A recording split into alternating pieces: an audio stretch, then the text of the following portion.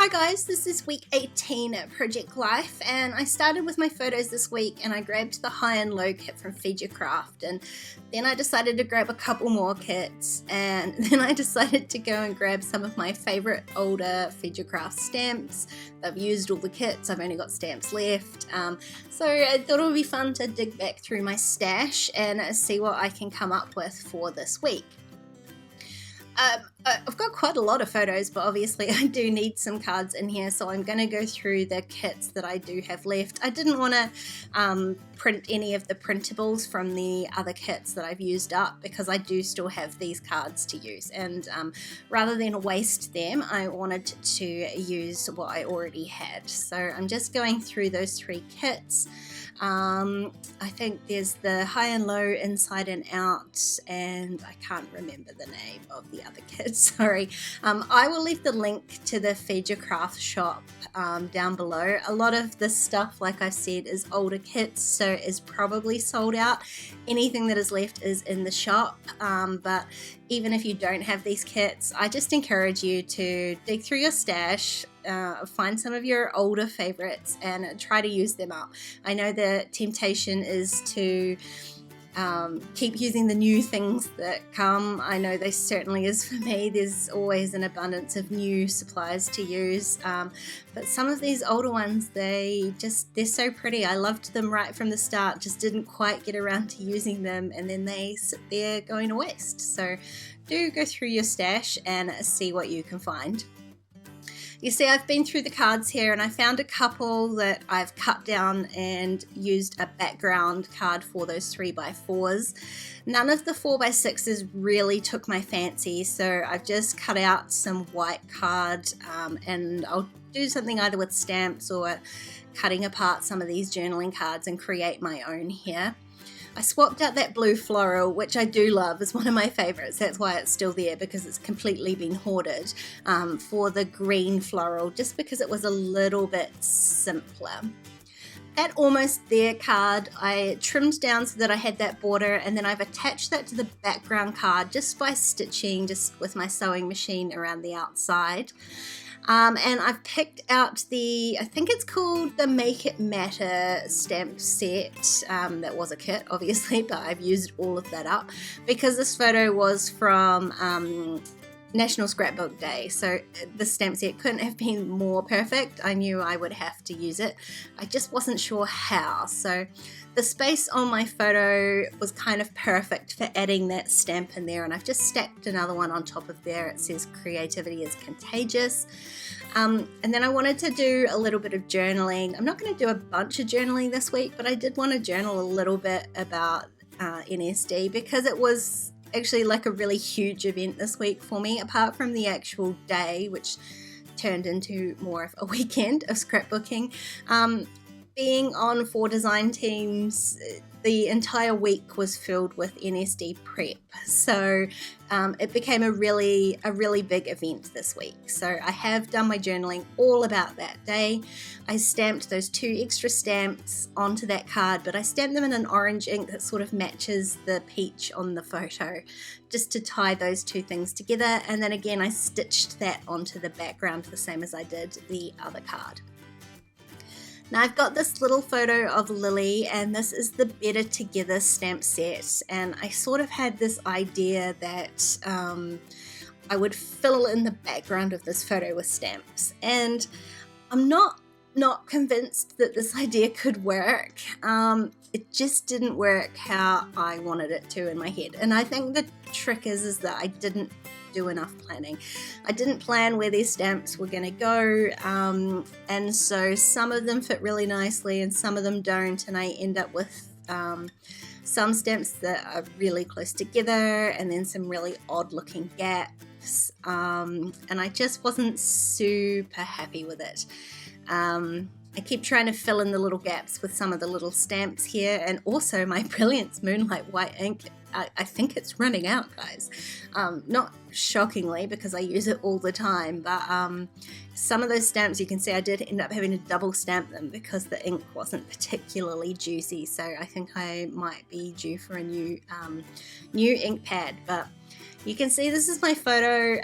It's not horrendous, like it's not terrible, but it was so busy on an already busy layout that I decided to reprint. And you know, I don't reprint photos often. In fact, I try never to reprint photos, sorry. So this was an especially unhappy moment for me, so I did decide to reprint that one and just added the one stamp that I loved in the first place, which was "You Are My Person." Anyone with a dog will know that's exactly what she is to me, and I really like how that looks so much better. So I'm glad that I did reprint it, even though that's not my normal go-to. So this is now the recipe that I'm using, I guess, is I'm going to just stamp one stamp on each photo. I was trying to get too fancy, and just my layouts come together more cohesively when I find something that works and stick with it. So that's what was working for the photos that I liked this week, so I'm going to stick with that. I'm just stamping one photo. So the glass half full, I think that's what the kit's called actually, glass half full, I stamped that on the right hand side. Even though the gap in the photo was probably better on the left, I didn't want one stamp underneath the other. So as well as working out the placement of the stamp on the photo, I'm also considering the layout as a whole, how to make it more balanced, and I didn't want the stamp directly underneath the other one. So I have squeezed that onto the right hand side, even though it might have looked better elsewhere. And the one at the top here, I'm putting it at the top right hand corner, just to give a little bit more balance, because otherwise that top corner would have looked very empty on its own. Now to add a little bit more colour to the layout, I have just added a couple of strips of washi tape underneath those stamps, and now I'm going to add a few of these puffy sticker hearts from Feed Your Craft. They're all such pretty colours, so I do struggle to decide which one to put where, but I'm trying not to go too crazy. I think it probably does look a little bit heart heavy, but I really enjoy them. So that's my recipe, is a stamp with the puffy heart, and a couple of them have those little pops of colour from the washi tape. Now I've got this one card left down here that I didn't have anything for, so I'm gonna stamp a background and kind of do a bit of repeat stamping, except I'm cheating and I'm not really gonna do repeat stamping at all. I've got 2 Instax photos that I want to put on this card, so I technically only need to stamp around the outside and a little bit down the middle, so I'm not gonna worry too much about like creating a pattern on my block or anything like that. I've just grabbed out 4 stamps from, I think it's the Endlessly Delicious stamp set, and I'm cheating and I'm putting just one on each side of my block, which meant that one was upside down and got stamped upside down, so lesson learned.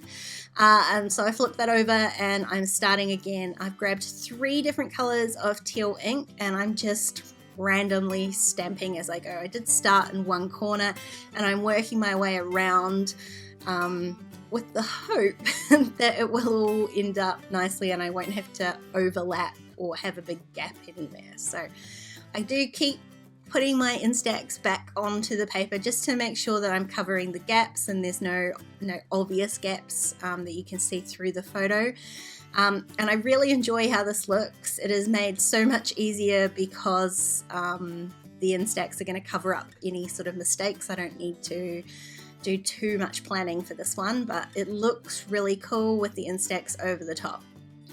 Now I'm going to just add a little bit of adhesive and stick them down, and then my plan was to run them through the sewing machine. Lesson learned, don't run an Instax through a sewing machine. Whatever is inside an Instax came out all over my photos, all over my thread, all over my sewing machine, in fact. Super hoping it's not totally toxic. I did clean up the best that I could and went and washed my hands straight away just in case. But I would stick with my normal, I normally staple them down, and that's probably your best bet. I wouldn't stitch them if I was you. Now for my title card, I decided I'm determined to use some of these cards with these beautiful patterns that I love. So I went and just trimmed off little strips from the 3x4 cards with the patterns that I wanted to use that matched some of the colours, sort of keeping everything really sort of green, cool toned this week. I'm going to stick them down onto my blank card here, and in the middle of them I'm going to add those same washi tapes that I've used on the spread, again just to give that little bit of consistency, but also to give a solid colour break between each of the patterns. If you jam those patterns up next to each other, things are going to get really busy really quickly, so this just gives a tiny little visual break.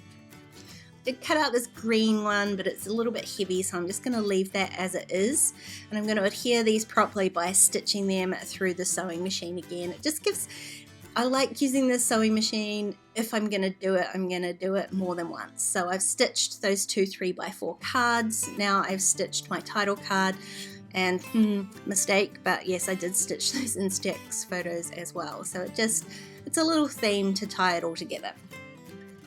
I had these old thickers that still had E's, shockingly, so I have used those as well. Love being able to use up a little bit more of my stash. And then I'm just going to add a few little hearts on here again to tie it all together and call this week done.